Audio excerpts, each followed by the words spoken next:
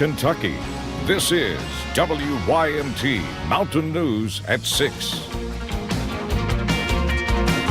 Coal miners are fighting back today in Harlan County. Judge Executive Dan Mosley arranged a meeting today for miners affected by Black Jewel's bankruptcy. Miners are meeting with the Labor Department, unemployment officials, the Health Department, and others.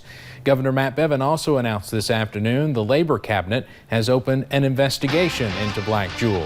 WYMT's Emily Bennett is in Harlan with the latest.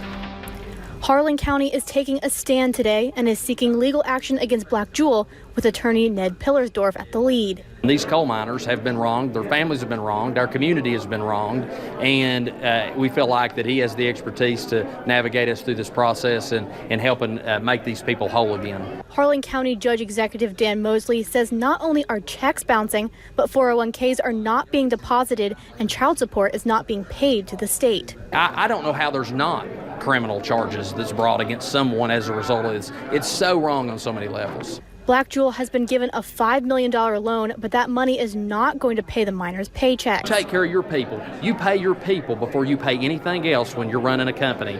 These people have not been paid. The vendors of this community have not been paid. It's wrong. It's having a ripple effect on our economy. Miners are looking for answers and when the mines will reopen. Rumors are flying. Some people saying Friday, some people saying next Monday. Meanwhile, people that I owe money to for my bills are asking me, where's your money? But until then, they are left in limbo. I'm more worried about unemployment and insurance for my kids. I've got a daughter who in 2 weeks has to have surgery on her eyes. More questions than answers. In Harlan County, Emily Bennett, WYMT Mountain News. At last check, hundreds of miners were still at that meeting in Harlan. We'll have much more tonight at 11. We now know the name of the man killed in a Whitley County wreck yesterday. Troopers with Kentucky State Police say 38-year-old Adam Hyatt was rear-ended while sitting in standstill traffic on Interstate 75. Hyatt was taken to the University of Tennessee Medical Center where he later died from his injuries. The other driver was treated and released. Police do not suspect alcohol or drugs. A Whitley County murder case is now headed to a grand jury. Michael Worley appeared in Whitley District Court this morning for a preliminary hearing. The case was waived to the grand jury. Police say Worley killed his aunt, Wanda Richardson, June 21st. He pleaded not guilty. Worley remains in jail on a $250,000 cash bond. Paige Hayes' family is upset after finding out that the person accused of murdering their loved one is out of jail. Officials say Alyssa Noble posted bond last Friday. Noble is accused in the drunk driving wreck that killed Paige Hayes back in August of 2017. The family of Hayes says they feel like there is no light at the end of the tunnel. I don't know what her bond went to, but it was enough that her family was able to come up with the money and get her out. I know she has children at home that she wants to see, but you know, I had a child that I want to see too. The trial is also postponed, we understand, from July to November. A Whitley County murder suspect faced judges in 2 different counties today. Nicholas Rucker was arraigned in Whitley County this afternoon on a murder charge. A not guilty plea was entered for him. He's due back in court next Tuesday. Before that, Rucker answered to escape charges in Knox County this morning. He's facing several charges after his arrest there last week. Police say they had to chase Rucker in and out of a home on the 4th of July.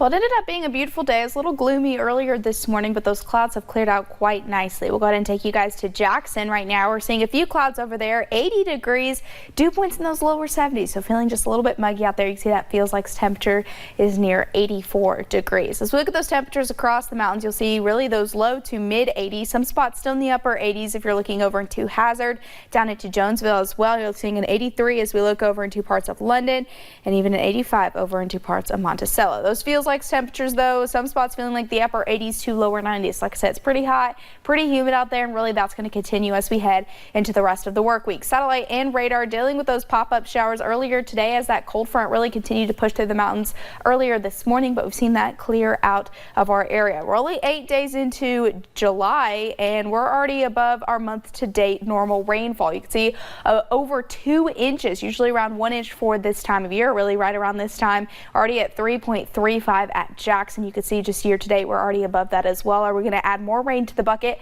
as we head into the new work week? I'll have a look at that full forecast coming up just a few short minutes. Steve. Very similar to last year with the above average rainfall. Paige, thank you. A fallen Tennessee police officer was laid to rest today. Nashville officer John Anderson was killed after a teen crashed into his patrol car. A 17-year-old girl is facing charges for causing the fiery wreck at 3 a.m. Thursday morning. Investigators say the teen was trying to get away after a DUI traffic stop. Anderson served more than 4 years on the force. He leaves behind a girlfriend and an 18-month-old son. The memorial service was open to the public. A little closer to home, the law enforcement community in Perry County is remembering one of their own tonight. We've learned former Sheriff Pearl Couch has died. He served as sheriff in Perry County from 1982 to 1994. No other information is being released yet, including funeral arrangements. Federal authorities are taking over the investigation into the helicopter crash that killed a billionaire coal magnate last week. Chris Klein, along with 6 other people, died when the aircraft went down in the Bahamas on July 4th. Officials with the NTSB say the wreckage has been moved to the United States. A preliminary report should be available in about 2 weeks. The full investigation could take up to 2 years.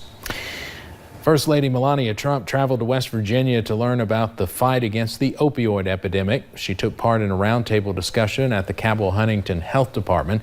Officials there say overdose deaths and calls were actually down last year. The First Lady says this progress can be an example for the nation. I see the example here, what can be done, and all across the country. This is the state that has a big problem, but we are making a big progress, and I hope people across the state, all around, they will look at here and see the example what can be done in other states as well. The First Lady was also scheduled to privately meet with citizens in Huntington who have been affected by the opioid crisis. The Pineville Community Health Center is up for auction now until the end of the month. Several weeks ago, WYMT was told the hospital would be up for bids until July 15th. Officials now say the top 3 bidders will continue to compete for the top bid until July 30th. Mayor Scott Maiden says there is a game plan in place in case the sale did not happen. We've got a best case, worst case scenario. We thought about that. The city would continue to operate, of course, with the bank's help. Maiden says the bids look promising and he believes the hospital will have a successful sale. Since June 20th, the Paintsville pool has been closed due to mechanical issues. Recreation Director Scott Hale says the pump for the pool stopped working last month. He says the item has been on back order and is expected to be delivered this week. Hale says the pool is currently on schedule to open again next week. We had to drain them, so we're going to have to refill them back up, get the chlorine going back in there, get the pump going again, and make sure everything is safe and ready to go to open back up. But our target date will be July 15th. In the meantime, Hale says Archer Park in Prestonsburg has opened its pool Monday through Sunday in order to accommodate the people of Paintsville. Shattering glass ceilings and empowering girls through STEM is one way Floyd County is preparing their youth for the future. Shattered Glass is holding a summit at Allen Central High School for young girls in kindergarten through 7th grade. Coding and other fun activities is exactly what Brooke Whitlow knew Central and Eastern Kentucky girls needed to stay engaged. Girls' interest in STEM peaks at age 11 and significantly drops around age 14. And my question was, if our girls don't even know what STEM is when they're 11, when their interest is supposedly the highest, how can we solve that? And that is where Shattered Glass really was born from. The free camp continues until Tuesday at 3 p.m. in Floyd County. The next stop will be in Louisville. There is a new form of free public transportation for people in Hazard starting today. LKLP Community Action Agency is partnering with the City of Hazard and Perry County Fiscal Court to introduce a free 3-month trial transportation route through the city limits. The route will run Monday through Friday, starting at 6 a.m. and wrapping up at 6 p.m. Angel Holliday, the first person to use the transportation system today, says it is something the community has needed for a while. It's about time they started to do some things like that to help those that don't have a vehicle and people that have to go quite a far ways to go. And since I lost my car, I've had to walk everywhere I had to go, and my feet can feel it. A few stops on the transportation route include the Perry County Park, Food City, ARH Hospital, and Walmart. For the full list of stops and times on the route, you can visit our website at WYMT.com. Well, it's been hot and humid today, but that's really going to continue as we head throughout the rest of the work week. We'll be near the upper 80s to lower 90s. Also have some rain chances in there as well. I'll have a look at that full forecast coming up in just a few short minutes.